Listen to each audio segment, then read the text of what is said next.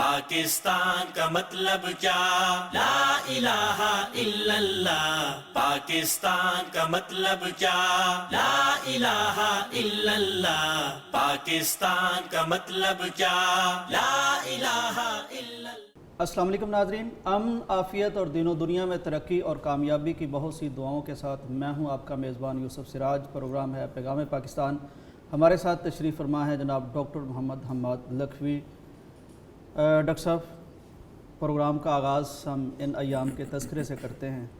ان کی فضیلت اور اہمیت عام طور پر ہم رمضان کے حوالے سے یا کچھ اور تہواروں کے حوالے سے آگاہ ہوتے ہیں، لیکن یہ جو دن ہیں، ہمارے ایک ساتھی گئے باہر بازار میں، مختلف لوگوں سے انہوں نے مائک پکڑ کے پوچھا کہ دنیا کے بہترین ایام کون سے ہیں۔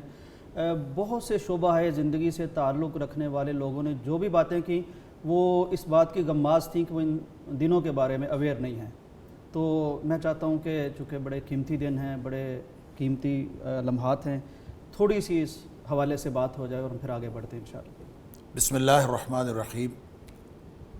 دیکھیں، نبی اکرم صلی اللہ علیہ وسلم نے ان دنوں کے بارے میں جو فضیلت کے ارشادات فرمائے ہیں، ان میں جو الفاظ نبی کریم صلی اللہ علیہ وسلم سے منقول ہیں، مثلا افضل ایام الدنیا، سبحان اللہ، یا اعظم ایام الدنیا، کہ دنیا کے تمام ایام میں سے سب سے زیادہ عظمت والے دن، اور اللہ کے سب سے زیادہ پسندیدہ بھی، اور اللہ کے سب سے زیادہ پسندیدہ دن بھی، اور پھر اعمال کے اعتبار سے، یعنی فضیلت کے اعتبار سے بھی، پھر اللہ تعالیٰ کی پسندیدگی کے اعتبار سے بھی، پھر نبی اکرم صلی اللہ علیہ وسلم کا یہ فرمان کہ ان دنوں میں کیا ہوا عمل اللہ کو جتنا پسند ہے اتنا کوئی عمل پسند نہیں۔ کیا بات۔ صحابہ کرام نے یہ تک پوچھا کہ جہاد فی سبیل اللہ بھی نہیں؟ جو کوہان ہے اسلام کی، تو اس کے نبی کریم صلی اللہ علیہ وسلم نے فرمایا جہاد فی سبیل اللہ بھی نہیں۔ واہ، البتہ ایک استثناء آپ نے فرمایا، سوائے اس شخص کے جو جہاد کرنے نکلا اور پھر کچھ بھی واپس لے کے نہیں لوٹا۔ کیا مطلب؟ وہ مال بھی اور جان بھی سب کچھ اللہ کے راستے میں لگا دیا۔ وہ تو گویا اجر میں، فضیلت میں اور عظمت میں ان سے بڑھ سکتا ہے جنہوں نے ان 10 دنوں میں اعمال کیے۔ اب یہاں ایک اور کنفیوژن پیدا ہوتا ہے، ابہام جو عام طور پہ ہم مسلمانوں کو، کہ جو سب سے زیادہ عظمت ہم نے سن رکھی ہوتی ہے وہ رمضان کے آخری عشرے کی سن رکھی ہوتی ہے، بالکل، اور وہ جو آخری عشرہ ہے اس کے بارے میں تقریباً ہمارے سارے مسلمان آگاہ ہوتے ہیں کہ سارا رمضان نبی کریم صلی اللہ علیہ وسلم نیکیاں کرتے تھے، نیکیوں کا موسم بہار ہے، لیکن جو آخری 10 دنوں کی بات ہے وہ تو بات ہی کچھ اور ہے۔ نبی کریم صلی اللہ علیہ وسلم کمر کس لیتے تھے اور اپنے اہل خانہ کو بھی جگاتے تھے، اس میں لیلۃ القدر ہوتی ہے، اور اس میں لیلۃ القدر بھی ہے۔ فضیلت کے اعتبار سے ایک رات جو ہے 1000 مہینے سے بہتر ہے۔ تو یہ جو ابہام ہے ان دونوں قسم کے جو فرامین رسول صلی اللہ علیہ وسلم ہیں، جو رمضان کے آخری عشرے کے بارے میں، کیا وہ ساری دنیا کے ایام سے بہتر ہیں وہ عشرہ، یا یہ والا عشرہ ساری دنیا کے ایام سے بہتر ہے؟ ان دونوں میں تطبیق یہ ہے کہ راتیں، وہ لیلۃ القدر چونکہ اس میں شامل ہے، تو راتیں رمضان کے آخری عشرے کی وہ دنیا کائنات کی تمام راتوں سے افضل ہیں، اور دن وہ یہ ایام حج کے، یہ جو ذی الحج کے پہلے 10 دن ہیں، یہ زیادہ افضل ہے اعمال کے اعتبار سے۔ لیکن اس عشرے کی فضیلت بھی اپنی جگہ اور اس عشرے کی فضیلت بھی اپنی جگہ، یعنی اس کا یہ مطلب ہرگز نہیں ہے کہ وہ دن کم فضیلت والے ہیں یا ان دنوں کی راتیں جو ہیں وہ کم فضیلت والی ہیں، بس یہ تطبیق ہے ان دونوں۔ ابن تیمیہ نے بھی یہی بات کی۔ اچھا، اب یہ ان دونوں میں اعمال، جس طرح ہم رمضان میں بہت جلدی کرتے ہیں، بہت کوشش کرتے ہیں اعمال زیادہ زیادہ سر انجام دینے کی، اسی طرح سے ان دنوں میں بھی کرنا چاہیے، لیکن ایک خاص عمل جو ان دنوں میں نہیں ہوتا، وہ ایک تو تکبیرات ہے، اللہ کی کبریائی بیان کرنا، اور ذی الحجہ کا چاند نظر آتے ہی تکبیرات کا آغاز ہو جانا چاہیے، اور چلتے پھرتے اٹھتے بیٹھتے تکبیرات۔ اور حضرت عبداللہ بن عمر رضی اللہ تعالیٰ عنہ، حضرت ابو ہریرہ رضی اللہ تعالیٰ عنہ کے بارے میں آتا ہے کہ وہ بازاروں میں، گلیوں میں چلتے پھرتے یہ تکبیرات پڑھا کرتے تھے، بلند آواز سے کرتے، اور جب وہ بلند آواز سے تکبیرات پڑھتے تھے تو لوگ بھی ان کو دیکھ کے ان کے ساتھ پڑھنا شروع کر دیتے تھے۔ تو گویا یہ ایک عمل، یہ ایکسٹرا عمل ہے جو رمضان کے ان دنوں میں نہیں ہوتا، یہاں ہوتا ہے۔ اور ایک اور عمل ہے جو ان 10 دنوں میں ہوتا ہے، ہوتا تو وہ 10ویں دن ہے، لیکن وہ اس کا تعلق ان 10 دنوں کے ساتھ ہے، اور پھر یہ جو عظمت اور افضلیت کے اعتبار سے وہ اس کے ساتھ شامل ہے، وہ ہے قربانی۔ اور قربانی کا دن جب یوم النحر، نبی کریم صلی اللہ علیہ وسلم کا یہ بھی فرمان ہے کہ جو اللہ کو سب سے پسندیدہ دن یا عظمت والے دن، اس میں آپ نے یوم النحر و یوم القر بھی فرمایا، عید سے اگلا دن. اچھا عید سے اگلا دن اور یوم النحر. اب یوم النحر جو ہے وہ اللہ تعالیٰ کے پسندیدہ دنوں میں، گویا ان 10 دنوں میں پھر خصوصیت کے ساتھ یوم النحر کی فضیلت. پھر اس دن نبی کریم صلی اللہ علیہ وسلم نے عید الاضحیٰ کا خطبہ ارشاد فرماتے ہوئے فرمایا کہ آج کے دن میں کوئی عمل اللہ کو اتنا زیادہ پسند نہیں ہے جتنا قربانی کرنے کا عمل. سبحان اللہ. اس کا مطلب یہ ہے کہ ان تمام، یعنی آپ دیکھیں پوری دنیا کے ایام میں سے یہ 10 ایام بہتر، ان میں سے پھر یوم النحر، اور پھر یوم النحر میں سب سے بہتر عمل جو ہے نبی کریم صلی اللہ علیہ وسلم فرمایا آج کے دن قربانی سے زیادہ بہتر عمل اور کوئی نہیں. یعنی کہ جس نے رات کو تہجد پڑھی، جس نے صدقہ خیرات کر دیا، جس نے تکبیرات پڑھی، جس نے سارا کچھ اپنا اللہ کے راستے میں دے دیا ہو وہ بھی، لیکن جس نے قربانی کی ہے وہ سب سے زیادہ بہتر عمل ہے. اب اس کے بارے میں، قربانی کے بارے میں ایک بات ضرور کہوں گا آپ کی اس سوال کی رعایت لیتے ہوئے، کہ جب بھی یہ موقع آتا ہے قربانی کا، ہمیں مختلف قسم کے ایسے نظریات سننے کو ملتے ہیں کہ یہ جو احراق الدم ہے، یعنی خون بہانا، یہ کوئی ضروری تو نہیں ہے، آپ کوئی اور نیکی کا کام کر لیں. بڑی خوبصورت بات ہو گئی، بلکہ جانوروں کے حقوق کی بات بھی کرنے لگتے ہیں. پھر بہت سی ایسی چیزیں یاد آتی ہیں، مثلا کسی بچی کو جناب جہیز دے دینا چاہیے. ایک تصویر میں ہر دفعہ دیکھتا ہوں کہ میں نے تو جناب یہ کولر لگوا دیا گلی میں قربانی کے پیسوں سے، جو کئی سال سے وہی کولر لگ رہا ہے، پتہ نہیں کولر لگ رہا ہے. یہ کیسی سوچ ہے ڈاکٹر صاحب؟ اچھا، یہ سوچ لادینیت کی سوچ ہے. اصل میں دین کا تصور ہمارا بگڑ گیا ہے. لوگ یہ نہیں سمجھتے کہ دین کیا ہے. دین لوگ اپنے خواہش نفس کی تکمیل کا نام دین سمجھ رکھا ہے، اور یہ دین جو ہے وہ نبی کریم صلی اللہ علیہ وسلم کا ہے، اپنی خواہش نفس کا نہیں. وَلَئِنِ اتَّبَعْتَ أَهْوَاءَهُمْ بَعْدَ الَّذِي جَاءَكَ مِنَ الْعِلْمِ، جب اللہ کی طرف سے علم آ جاتا ہے تو اس کے دنیا میں نمائندہ صرف نبی کریم صلی اللہ علیہ وسلم ہے. جب انہوں نے ایک بات ارشاد فرما دی، انہوں نے ایک طریقہ، ایک نیکی کا طریقہ بتا دیا، تو آپ کو نیکی کا طریقہ اسی طریقے سے اسی کو اپنانا پڑے گا جو نبی کریم صلی اللہ علیہ وسلم نے بتا دیا. اب کوئی شخص کہے کہ میں فلاں نیکی کر لیتا ہوں، ہاں وہ نیکیاں ہیں، وہ اس وقت آپ کو یاد آنی چاہیے جب آپ فضول خرچی کر رہے ہوتے ہیں، جب آپ کروڑوں روپے کا گھر بنا رہے ہوتے ہیں تو اس وقت آپ کو، اور جب آپ کروڑوں روپے کی گاڑی خرید رہے ہوتے ہیں اس وقت آپ کو یاد نہیں آتا، لاکھوں روپے کا موبائل خرید رہے ہوتے ہیں اس وقت آپ کو یاد نہیں ہوتا. اور جب آپ ایک محفل میں بیٹھ کے، ایک مجلس میں بیٹھ کے 10 15 ہزار کا کھانا ایک فیملی کا، یہ جو آؤٹنگ ہے آپ دیکھیں تو اور بوفے میں آپ جو یہ کووڈ ختم ہوا ہے نا، تو آپ جا کے ہوٹلوں میں رش دیکھیں، اور یہ زیادہ رش انہی لوگوں کا ہے جو کہتے ہیں قربانی میں پیسے ضائع نہیں کرنے چاہیے، اور ایک محفل میں، ایک مجلس میں اور ایک کھانے پر اتنے پیسے ضائع کر دیتے ہیں جتنے کھانے میں قربانی ہو جاتی ہے. اور نبی کریم صلی اللہ علیہ وسلم کے دیے ہوئے اس اسوہ کو اور اس طریقہ کو مذاق کا نشانہ بنانا اور تضحیک کا نشانہ بنانا، یہ بےایمانہ تضحیک ہی ہے. کہ جب آپ کہتے ہیں کہ اس سے بہتر ہے کہ ہم کسی کو جہیز کا سامان لے دیں، کولر لگوا دیں، فلاں کر دیں، وہ سارا سال وہ کام کرنے. اب اس کو اگر کمپیریزن کریں، دین کے تصور کو اگر ہم دیکھیں، نبی کریم صلی اللہ علیہ وسلم کے دور میں کیا خیال ہے، غریب نہیں تھے؟ جب مدینہ آئے خاص طور پر کیا مدینہ منورہ کے اندر، مکہ مکرمہ میں بھی غربت تھی، اور جب آپ مدینہ منورہ آئے ہیں تو وہاں تو نبی کریم صلی اللہ علیہ وسلم کے ساتھ ایسے لوگ بھی ہیں جن کے پاس کچھ بھی نہیں ہے. اب دیکھیں، وہ ایک کھجور ماں عائشہ صدیقہ رضی اللہ تعالیٰ عنہا دیتی ہیں، اور وہ ماں جو ہے اس کو آدھا آدھا کر کے اپنی دونوں بیٹیوں کو دے دیتی ہیں. درجے کی غربت تھی. آپ غربت کا اندازہ کر لیں. آپ پھر غربت کا اندازہ اس بات سے بھی کر لیں کہ ایک خاتون آئی ہے نبی کریم صلی اللہ علیہ وسلم کو آ کے کہتی ہے کہ میں اپنے آپ کو ہبہ کرتی ہوں، تو آپ جس سے چاہیں میرا نکاح کروا دیں. نبی کریم صلی اللہ علیہ وسلم نے ایک صحابی سے پوچھا، آپ نکاح کرنا چاہتے ہیں؟ اس نے کہا میں کرنا چاہتا ہوں. تو تمہارے پاس کیا ہے کچھ دینے کو؟ کچھ بھی نہیں تھا. اس کو فرمایا کہ کوئی لوہے کی انگوٹھی لے آؤ، اس نے کہا وہ بھی نہیں ہے. اللہ گھر میں کچھ ہے؟ کچھ بھی نہیں ہے. آپ صلی اللہ علیہ وسلم نے صرف قرآن کی صورت یاد کروانے کو حق مہر قرار دے کے اس کا نکاح کروا دیا. یعنی غربت کا یہ عالم تھا. اور نبی کریم صلی اللہ علیہ وسلم کا قربانی کے عمل کو اس طرح جاری و ساری رکھنے کا عمل یہ تھا کہ آپ نے 10 سال آپ مدینہ منورہ رہے، آپ نے کبھی قربانی کا ناغہ نہیں کیا، اور آپ نے کبھی ایک جانور قربان نہیں کیا، ہمیشہ 2 جانور قربان کرتے تھے. اور جب نبی کریم صلی اللہ علیہ وسلم حج کے موقع پر تشریف لائے ہیں تو آپ نے 100 اونٹ قربان کیے ہیں. حالانکہ قربانی تو 1 اونٹ سے بھی ہو جاتی ہے، بلکہ ایک بکرے سے ہو جاتی ہے، لیکن آپ نے 100 اونٹ قربان کیے ہیں. اس سے اندازہ ہو جانا چاہیے ہم سب کو کہ نبی کریم صلی اللہ علیہ وسلم کے دیے ہوئے دین میں اس قربانی کی اور اس احراق الدم کی، اس خون کو بہانے کی اللہ کے ہاں کتنی فضیلت ہے.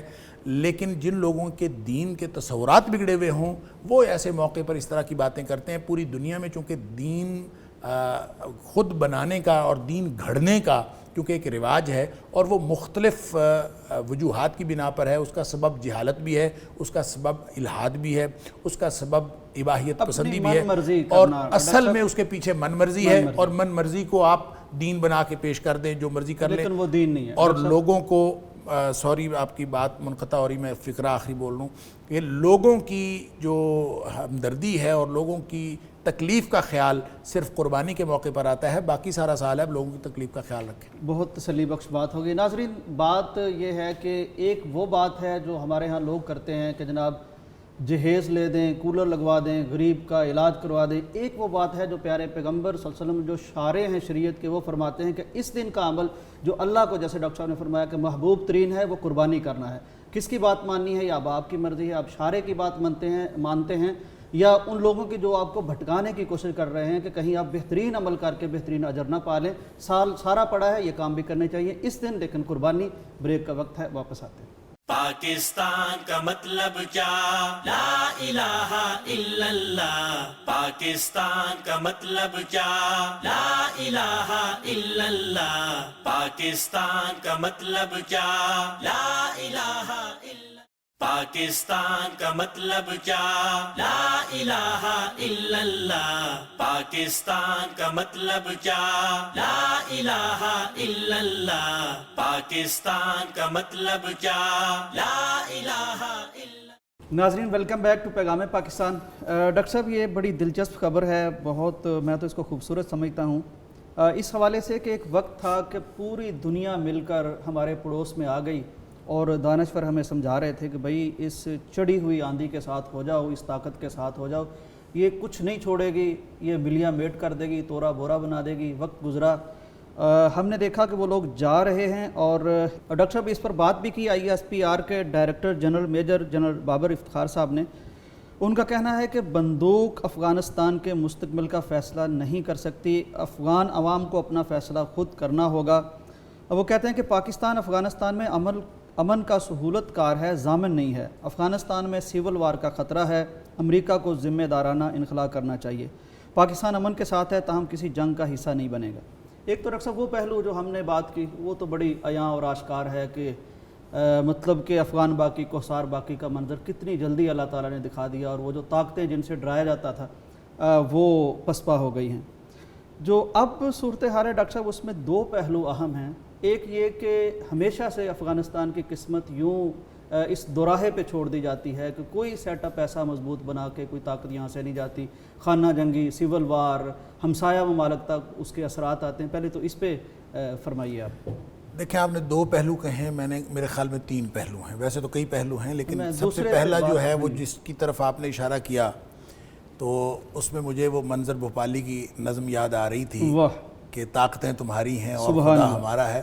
یہ ویسے تو پہلے بھی سنی ہوئی تھی، لیکن جو اب طالبان کی اور امریکہ کے مذاکرات کی جو فوٹیج لگا کے انہوں نے کسی نے اس کو کمپائل کیا ہے تو وہ تو کیا ہی بات ہے، یعنی پورا آپ کا ایک ایمان کی تازگی کا ایک انتظام ہے۔ تو یہ ان سب لوگوں کے لیے سامان عبرت ہے جو اپنے آپ کو سپر پاور سمجھتے ہیں یا جو لوگ ان کو سپر پاور سمجھتے تھے۔ اب دیکھیں، رشیا دنیا بائی پولر تھی، رشیا نے اپنی طاقت آزما لی، بالآخر رسوا ہو کے نکلا۔ اس کے بعد ایک واحد سپر پاور بچی، اس نے اپنی پوری طاقت آزمائی اور رسوا ہو کے نکلا، اور وہ پگڑی والے اور داڑھی والے اور ٹوٹی ہوئی جوتیوں والے اور لمبی قمیصوں والے، اللہ تعالیٰ نے ان کو عزت بخشی۔ اور اب بھی اگر لوگوں کو اللہ تعالیٰ کی طاقت اور اللہ والوں کی طاقت کا اگر اندازہ نہیں ہوا اور لوگوں کے ایمان اب بھی نہیں جاگے، تو اس سے بڑا اس دور کے اندر اور کیا نشان ہو سکتا ہے اللہ تعالیٰ کی طاقت کا اور اللہ تعالیٰ کی قدرت کا۔ ایک تو پہلو اس کا یہ ہے۔ دوسرا پہلو جو افغانستان کی صورتحال کے حوالے سے، اور یہ خاص طور پہ جو ISPR کی بات آپ نے کی، دیکھیں افغانستان ایک بڑا پیچیدہ ملک ہے، اور اس کی پیچیدگی ہی کی وجہ ہے کہ نہ رشیا کامیاب ہو سکا، نہ بلکہ USSR تھا اور وہ ٹوٹ گیا اور کامیاب نہیں ہو سکا، اور نہ ہی امریکہ جو ہے اپنی پوری بلکہ الائیڈ فورسز پوری دنیا کی فوجیں آئیں اور ناکام ہو کے واپس چلیں۔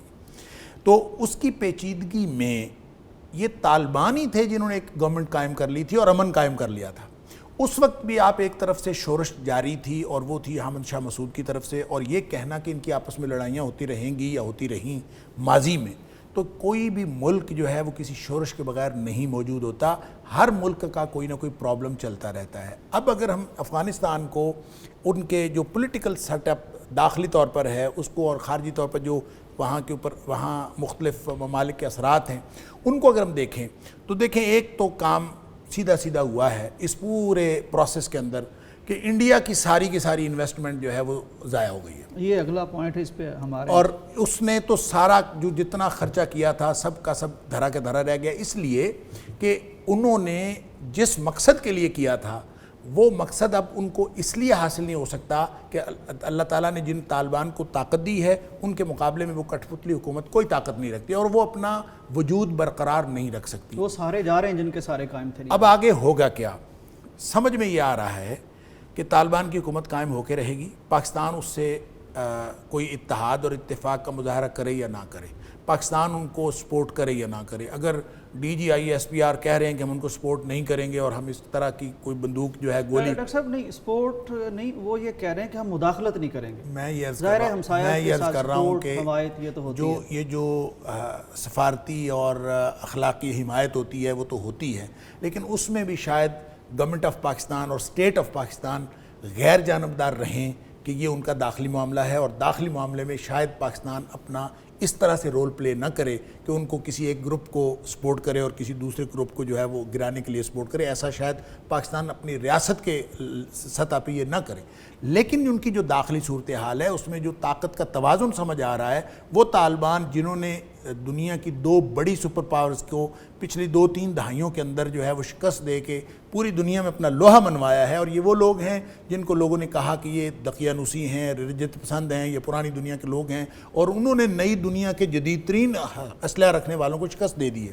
اب کیا خیال ہے ان کے سامنے کوئی کٹھ پتلی حکومت جو ہے وہ قائم رہ جائے گی, یا آپ کا کیا خیال ہے کہ اس میں شمالی اتحاد؟ اب دیکھیں میں ایک خبر پڑھ رہا تھا کہ شمالی اتحاد احمد شاہ مسعود جو پچھلے طالبان کے دور میں ایک پوری شورش برپا کیے رکھی اس نے, اور اس کا آپس میں ایک وہ جو شمالی اتحاد کے بارے میں سب لوگ جانتے ہیں کہ ان کے پیچھے پس منظر میں کون ہے اور کون کون اس کے اندر مداخلت کرتے ہیں.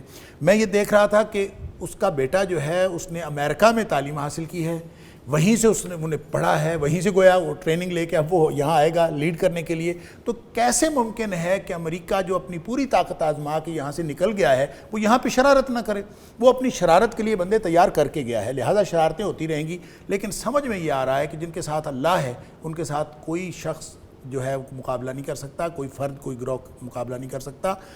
عملاً حکومت تو طالبان کی ہی قائم ہوگی جو نظر آ رہا ہے, اور اس میں کچھ نہ کچھ شورش رہے گی, لیکن اس کی کوئی حیثیت نہیں ہوتی. دنیا میں یہ چلتا رہتا ہے. آپ کیا سمجھتے ہیں کہ طالبان نے یقیناً پچھلے تجربات سے بہت کچھ سیکھا ہوگا, اور وہ لگ اس طرح رہا ہے کہ اس دفعہ نا وہ آپس میں جنگی جو کیفیت یا نزاع کی کیفیت اس کی بجائے وہ کچھ ماڈریٹ ہوتے نظر آ رہے ہیں؟ یوسف صاحب جو پچھلے دور میں اگر ان کی خانہ جنگی جاری بھی رہی رشیا کے یو ایس ایس آر کے ختم ہو کے اور رشیا کے نکل جانے کے بعد, اگر ان کی خانہ جنگی رہی بھی تو بھی انہوں نے بڑے حصے پر امن قائم کر لیا تھا. بالکل. لہٰذا اس امن کو اگر آپ سامنے رکھتے ہیں تو اب جو میں اور آپ اور پوری دنیا یہ تجزیہ کر رہی ہے کہ ان کو اپنی سابقہ تاریخ سے کچھ سیکھنا چاہیے, تو میرے خیال میں دنیا کو اپنی تاریخ سے کچھ سیکھنا چاہیے, اور دنیا کو طالبان کی تاریخ سے کچھ سیکھنا چاہیے. وہ طالبان اپنی ڈھب کے اندر, اپنے موقف کے اندر, اپنے نقطہ نظر کے اندر, اپنے طریقہ کار کے اندر ان لوگوں نے آج فتح حاصل کی ہے. اور ان لوگوں نے جب فتح حاصل کی ہے تو جو بیانیہ ناکام ہوا ہے, وہ امریکہ کا بیانیہ ناکام ہوا ہے, وہ یو ایس ایس آر کا بیانیہ ناکام ہوا ہے, وہ پوری دنیا کا بیانیہ ناکام ہوا ہے, جو ان کو دقیانوسی کہنے والے ہیں ان کا بیانیہ ناکام ہوا ہے. لہٰذا جب یہ ناکامی دنیا کی ہے تو دنیا کو اس تاریخ سے سبق لینا چاہیے. طالبان کو جب ہم کہتے ہیں کہ ان کو سبق لینا چاہیے تو کیا کرنا چاہیے؟ انہوں نے امن قائم کیا تھا, ہاں کچھ شدت پسند موقف تھے ان کے, کچھ ان کے نقطہ نظر کے اندر شدت تھی, کچھ ان کے طرز عمل کے اندر شدت تھی جو انہوں نے داخلی طور پر بھی اور خارجی طور پر بھی اپنائی. وہ بہرحال ان کو نہیں اپنانی چاہیے. میں یہ سمجھتا ہوں کہ تب بھی دنیا کا یہ رول ہونا چاہیے تھا کہ وہ ان کو سفارتی آداب سکھاتے, وہ ان کو سفارتی زبان سکھاتے، وہ دنیا کے ساتھ رہنا سکھاتے۔ آج بھی میں یہ سمجھتا ہوں کہ یہ دنیا کا کردار ہے اور دنیا کی ذمہ داری ہے کہ وہ ان کو سفارتی آداب سکھائیں، سفارتی زبان سکھائیں اور دنیا کے ساتھ مل جل کر رہنا سکھائیں۔ اگر ان کے موقف کے اندر کہیں سختی ہے، کہیں شدت ہے، تو اس کو نارملائز کر کے اور ایک پرامن بقائے باہمی کا جو درس دنیا آپس میں شیئر کرتی ہے وہ ان کے ساتھ بھی شیئر کرے۔ اور جب اس طرح سے تسلیم کر کے دیکھیں، انہوں نے جو چند برس یا چند مہینے گزارے تھے، بہترین تھے، وہ امن تھا، جو کچھ بھی ہوا، وہ جو چند مہینے چند سال گزرے، دنیا نے ان کو تسلیم کب کیا ہے؟ اور اگر تسلیم کرتے اور ان کے ساتھ سفارتی تعلقات رکھتے تو شاید یہ صورتحال نہ ہوتی۔ آج بھی میں یہ سمجھتا ہوں کہ دنیا کو اپنا رول پلے کرنا چاہیے، اور اگر طالبان کی حکومت بنتی ہے، جو بھی بنے، داخلی طور پر ان کی اپنی سیٹلمنٹ جو بھی ہو، دنیا کو ان کے ساتھ اپنا تعلق اسی طرح رکھنا چاہیے جس طرح سے وہ دیگر جو سیاسی ریاستیں ہیں ان کو سیاسی سطح پر اور سفارتی سطح پر جس طرح کے تعلقات ہوتے ہیں اسی طرح کے تعلقات رکھیں۔ تو امید ہے انشاءاللہ وہ کوئی بھی گروپ برسر اقتدار آئے تو وہ انشاءاللہ پائیدار امن کا ایک پیش خیمہ ثابت ہوگا۔ بالکل۔ ڈاکٹر صاحب کا یہ بڑا شاندار تجزیہ ہے کہ اب دنیا کو سیکھنے کی ضرورت ہے، کیونکہ دنیا مل کے آئی، چڑھی ہوئی آندھی کی طرح آئی، اور یہ جو اونچے ٹخنوں والی شلواریں پہنے ہوئے تھے، ویسٹ کوٹ پہنے ہوئے تھے، اور پگڑیاں تھیں اور داڑیاں تھیں، اور ایک اس طرح کی کیفیت تھی، آج وہ لوگ جیت گئے ہیں۔ اور اب سیکھنا ہے تو دنیا سیکھے۔ وہ کیا کہتے ہیں کہ ہم نے سوکھی ہوئی شاخوں پہ لہو چھڑکا تھا، پھول اب بھی نہ کھلتے تو قیامت کرتے۔ قرآن نے کہہ رکھا ہے کہ ان الذین قالوا ربنا اللہ ثم استقاموا تتنزل علیہم الملائکہ، اس کے منظر ہم نے دیکھے ہیں۔ اور اب ہم امریکہ کو بھاگتا ہوا دیکھ رہے ہیں، اور یہ کوئی 3 ارب ڈالر کی سرمایہ کاری کر رکھی تھی انڈیا نے یہاں، اب وہ بھی اس کا کوئی والی وارث نہیں ہے۔ سیکھنا دنیا کو ہے۔ طالبان بھی یقیناً اپنے رویے پہ نظر ثانی ضرور کریں گے۔ دنیا کے بہتر مستقبل کے لیے اب یہ ضروری ہے کہ طالبان کی حکومت کو تسلیم کیا جائے اور ان کے ساتھ دوستی کا ہاتھ بڑھایا جائے۔ یہ پاکستان کے لیے بھی ہے، دنیا کے لیے بھی۔ بریک کا وقت ہے، واپس آتے ہیں۔ پاکستان کا مطلب کیا؟ لا الہ الا اللہ۔ پاکستان کا مطلب کیا؟ لا الہ الا اللہ۔ پاکستان کا مطلب کیا؟ لا الہ الا۔ پاکستان کا مطلب کیا؟ لا الہ الا اللہ۔ پاکستان کا مطلب کیا؟ لا الہ الا اللہ۔ پاکستان کا مطلب کیا؟ لا الہ الا۔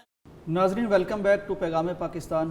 ڈاکٹر صاحب، اگلی خبر جو ہم پروگرام میں شامل کر رہے ہیں یہ تھوڑی سی افسوسناک خبر ہے۔ وزیر اعظم صاحب جب آئے تھے تو ان کا بڑا انقلابی ویژن تھا، بڑے انقلابی نعرے تھے، اور خاص طور پر جو کچھ یعنی طرح امتیاز کے طور پر باتیں کی گئی، ان میں ایک یہ تھا کہ ہم یہ جو بڑے بڑے ہاؤسز ہیں، وہ وزیر اعظم ہاؤس ہو، وہ گورنر ہاؤس ہو، اس کو ہم تعلیمی مقاصد کے لیے استعمال کریں گے۔ گورنر ہاؤس کو عام لوگوں کے لیے کھولا گیا، کہا گیا کہ وزیر اعظم ہاؤس یہ یونیورسٹی بنے گا۔ اب پتہ نہیں وہ کہاں تک پیش رفت ہوئی ہے، لیکن خبر یہ ہے کہ اس وقت بہاولپور یونیورسٹی کا جو اولڈ کیمپس ہیں اس کو یہ سول سیکریٹریٹ کے طور پر استعمال کرنا چاہ رہے ہیں۔ وہاں ہزاروں طلبہ پڑھ رہے ہیں، وہ سراپا احتجاج ہیں، وہ سوال کناں ہیں کہ یہ کس طرح ہے کہ پہلے تو آپ وزیر اعظم ہاؤس کو تعلیمی مقاصد کے لیے استعمال کرنا چاہ رہے تھے، اب تعلیمی بلڈنگز کو اس طرح کے معاملات کے لیے استعمال کرنا چاہ رہے ہیں۔ دیکھیں، جو اس کا یہ پہلو ہے کہ گورنمنٹ آنے سے پہلے یا بہت ابتدا میں ہمارے وزیر اعظم صاحب نے اس طرح کے ویژن کا اظہار کیا کہ ہم وزیر اعظم ہاؤس کو یونیورسٹی بنا دیں گے، حتیٰ کہ وہ جو وزیر اعظم سیکریٹریٹ ہے اس کے لیے بھی کوئی کہا گیا، اور اس طرح گورنر ہاؤس کو۔ یہ صرف انہوں نے نہیں کہا، اس سے پہلے بھی بعض حکومتیں ایسی آئیں جنہوں نے اس طرح کے خیالات کا اور اس طرح کی خواہشات کا اظہار کیا۔ بڑا فرق ڈالنے کی کوشش کی تھی ہمارے ذہنوں میں۔ میرے خیال میں جو یہ والی حکومت ہے یہ پچھلی حکومتوں سے مختلف اس لیے تھی، اور ان کے خیالات ہمیں مختلف اس لیے لگے کہ اس سے پوری قوم نے بہت ساری امیدیں وابستہ کر لی تھیں، اور یہ آئے تھے پچھلے تمام جو پولیٹیشنز اور پولیٹیکل پارٹیز تھیں ان کو گویا ریبٹ کرتے ہوئے، ان کا ابطال کرتے ہوئے، یہ گویا انہوں نے اپنے آپ کو ایک مسیحا کے روپ میں پیش کیا، اور اس مسیحا کے روپ میں صرف پیش نہیں کیا بلکہ پوری قوم نے، عوام نے ان سے امیدیں لگا لی تھی۔ یہ تھا اصل مسئلہ۔ لہٰذا ہمیں یہ لگتا تھا کہ یہ جو بھی بات کر رہے ہیں وہ کنکریٹ ہوگی اور وہ میٹیریلائز ہوگی۔ ہوا نہیں۔ وزیر اعظم ہاؤس ظاہر ہے کہ وہ یہ اس طرح کی باتیں جب کی جاتی ہیں تو میرے خیال میں یہ پری میچور باتیں ہیں۔ وہ آدمی جو کبھی وزیر اعظم نہیں رہا اس کو کیا معلوم کہ وزیر اعظم سیکریٹریٹ کی ضرورت کیا ہے اور وزیر اعظم ہاؤس کی ضرورت کیا ہے. جب وہ وزیر اعظم بنے گا تو اس کو معلوم ہوگا کہ اس کی ضرورت کیا ہے. لہٰذا میرا خیال ہے یہ تو باتیں ساری کی ساری ناپختہ باتیں تھیں اور وہ ناپختگی کے عالم میں کی گئیں, اور جب قوم نے یقین کیا, اور قوم نے اس وقت اس لیے یقین کیا کہ قوم اس وقت وسیع سمجھ رہی تھی, اور قوم یہ سمجھ رہی تھی کہ شاید ساری باتیں اسی طرح سے ہو جائیں گی. ایسی باتیں, یہ وشفل تھنکنگ جو بہرحال ہماری امیدیں جو ہیں, میں یہ سمجھتا ہوں کہ اس حکومت کو اللہ تعالیٰ کامیاب کرے ان کے نیک ارادوں میں.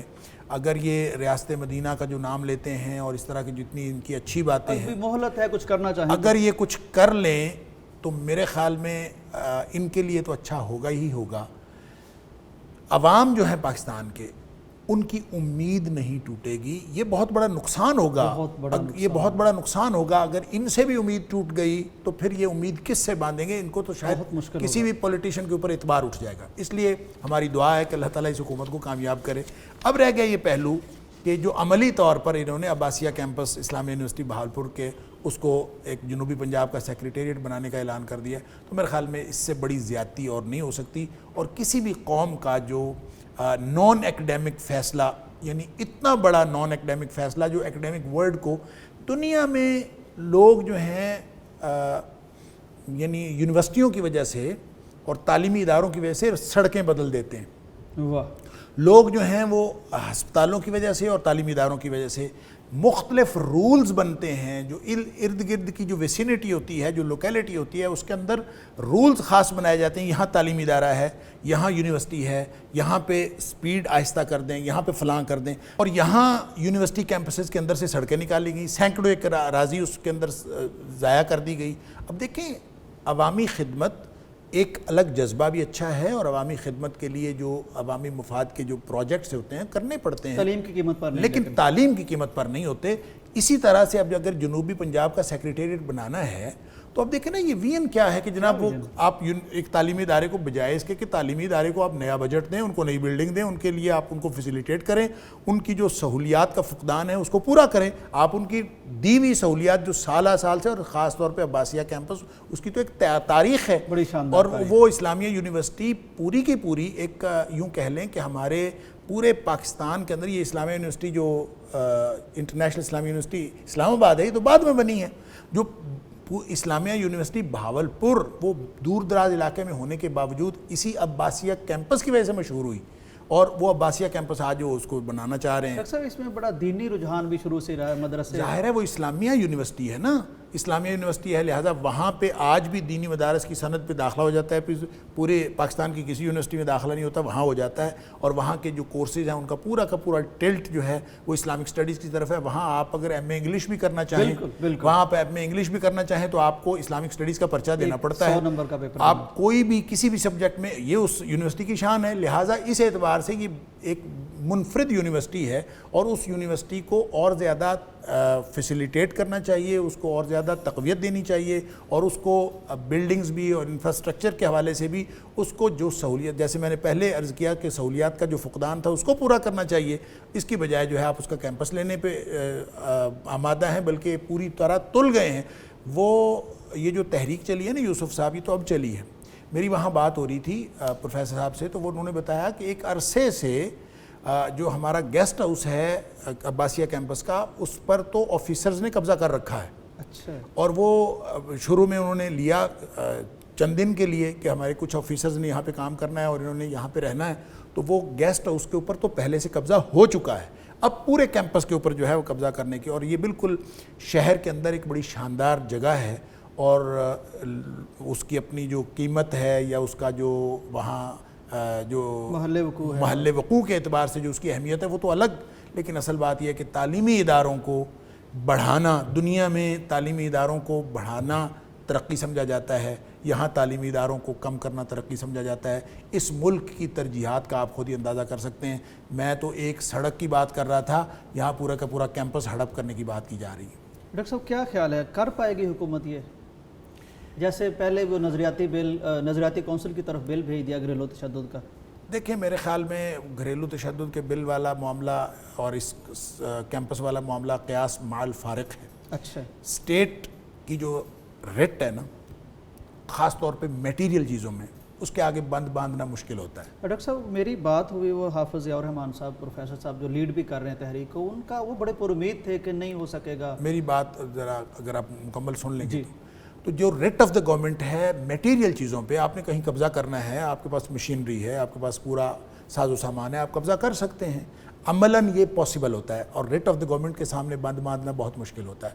لیکن جو تعلیمی اداروں کے لوگ ہوتے ہیں، جو پروفیسر صاحبان ہوتے ہیں، ان لوگوں کا اس طرح کے معاملات میں عام طور پہ تعلق نہیں ہوتا۔ یہ لوگ پڑھنے پڑھانے والے لوگ ہوتے ہیں، یہ تحقیق اور ریسرچ کے لوگ ہوتے ہیں، یہ لائبریریز اور لیبارٹریز میں بیٹھنے والے لوگ ہوتے ہیں۔ ان کو جب کبھی تنگ کیا جائے تو قدرت کا قانون یہ ہے کہ کبھی ریٹ آف دا گورنمنٹ قائم نہیں ہوئی۔ یہ جو میں سڑک کی بات کر رہا ہوں، سڑک کے اوپر یہ کئی دہائیوں سے یہ منصوبہ تھا اور یہ ہمیشہ پوسٹ پون ہوتا رہا، اور اس کے آگے پروفیسر ہی جو یونیورسٹی کے پروفیسر تھے وہی اس کے آگے رکاوٹ تھے، اور کسی گورنمنٹ کو یہ جرت نہیں ہوئی کہ وہاں بنا سکیں۔ اور ایک دفعہ تو میں خود اس کا گواہ ہوں کہ اس وقت کے وزیر نے وہاں بیٹھ کے یونیورسٹی میں کہا کہ ہم آپ کو بنا کے دکھائیں گے، تو ہمارے جو وہاں جو پریزیڈنٹ تھے انہوں نے کہا تھا آپ بنا کے دکھائیں، ہم آپ کو روک کے دکھائیں گے، اور پھر رکی رہی۔ یہ تو ایک وائس چانسلر آئے تھے، وائس چانسلر کے ساتھ ان کی ایک ڈیل ہوئی تھی، اور ظاہر ہے کہ جب بھی اس طرح کے معاملات ہوتے ہیں تو کنڈی ہمیشہ اندر سے کھلتی ہے، اور اندر سے کوئی اس طرح کنڈی کھولنے والا نہ ہو تو کبھی تعلیمی اداروں اور اکیڈیمیا کے جو لوگ ہوتے ہیں ان کے ساتھ اللہ کی مدد ہوتی ہے، اور یہ وہ لوگ ہوتے ہیں یہ وہ لوگ ہوتے ہیں جنہوں نے دانش کی اور قوم کی اگلی نسل کی آبیاری کرنی ہوتی ہے اور نسل کی تعمیر کرنی ہوتی ہے۔ اس لیے میں یہ سمجھتا ہوں کہ یہ کوئی بھی شخص، اگر وہاں کا کوئی پروفیسر، آپ یہ بتائیں کہ کوئی پروفیسر کھڑا ہے سامنے، تو اس کے باپ کی زمین ہے یا اس کے گھر والوں کو فائدہ ہونا ہے یا اس کی نسلوں کو فائدہ ہونا ہے، وہ اگر باہر نکل کے کھڑا ہے، ایک پروفیسر ایک تحریک کو لیڈ کر رہا ہے، یا اس کے علاوہ جو جتنے پروفیسر صاحبان نکلے ہوئے ہیں وہ اصل میں اس قوم کے مستقبل کے لیے نکلے ہوئے ہیں، لہٰذا ان کے ساتھ اللہ کی مدد ہوگی۔ یہ تو معاملہ آپ کی نیک نیتی کا اور آپ کے خالص ہونے کا ہے، اس اخلاص کو کبھی اللہ تعالیٰ جو ہے وہ ناکام نہیں ہونے دے گا۔ اس لیے میں یہ سمجھتا ہوں کہ حکومت اپنے اس کو ہوش کے ناخن لینے چاہیے اور اس طرح کے فیصلوں کو ابتدائی میں ختم کر دینا چاہیے۔ یہ رسوائی کروا کے اور اپنی ذلت کروا کے بعد میں جو فیصلہ واپس لیں گے تو ان کو شروع میں یہ فیصلہ واپس لے لینا چاہیے۔ بالکل بالکل ناظرین، ہماری خواہش ہے کہ یہاں حکومت ہار جائے، یہ ہماری حکومت ہے، ہم چاہتے ہیں، یہ ریاست مدینہ کی بات بھی کرتی ہے اور بڑے دعوے کیے انہوں نے، بڑے خواب دکھائے، ہم اس ملک کے لیے، اس قوم کے لیے، ہم اس حکومت کے یا کسی بھی حکومت کے ایسی چیزوں میں ساتھ ہے، لیکن یہاں ہماری خواہش ہے یہ حکومت ہار جائے۔ وہ حکومت کی وہ کامیابی جو کسی تعلیمی ادارے پر غلبہ پا کے، جو کسی قوم کے مستقبل سے کھیل کے جیت ہو، وہ جیت بھی ہار ہوگی۔ یہاں اہل دانش کی جیت ہمیں مطلوب ہے، یہاں تعلیمی اداروں کی جیت ہمیں مطلوب ہے، اس لیے ہم کہتے ہیں کہ یہاں حکومت کے ہار جانے میں اس کی جیت ہے۔ پروگرام کا وقت ختم ہوتا ہے، اجازت دیجیے، اللہ حافظ۔ پاکستان کا مطلب کیا؟ لا الہ الا اللہ۔ پاکستان کا مطلب کیا؟ لا الہ الا اللہ۔ پاکستان کا مطلب کیا؟ لا الہ الا اللہ۔ شب ظلمت میں گزاری ہے، اٹھ وقت بیداری ہے، جنگ شجاعت جاری ہے۔ اللہ اکبر، اللہ اکبر، اللہ اکبر، اللہ اکبر۔ اٹھ وقت بیداری ہے، جنگ شجاعت جاری ہے، آتش و آہن سے لڑ جا۔ پاکستان کا مطلب کیا؟ لا الہ الا اللہ۔ پاکستان کا مطلب کیا؟ لا الہ الا اللہ۔ پاکستان کا مطلب کیا؟ لا الہ الا اللہ۔ چھوڑ تعلق داری چھوڑ، اٹھ محمود بتوں کو توڑ، جاگ اللہ سے رشتہ جوڑ۔ اللہ اکبر، اللہ اکبر، اللہ اکبر، اللہ اکبر۔ اٹھ محمود بتوں کو توڑ، جاگ اللہ سے رشتہ جوڑ، غیر اللہ کا نام مٹا۔ پاکستان کا مطلب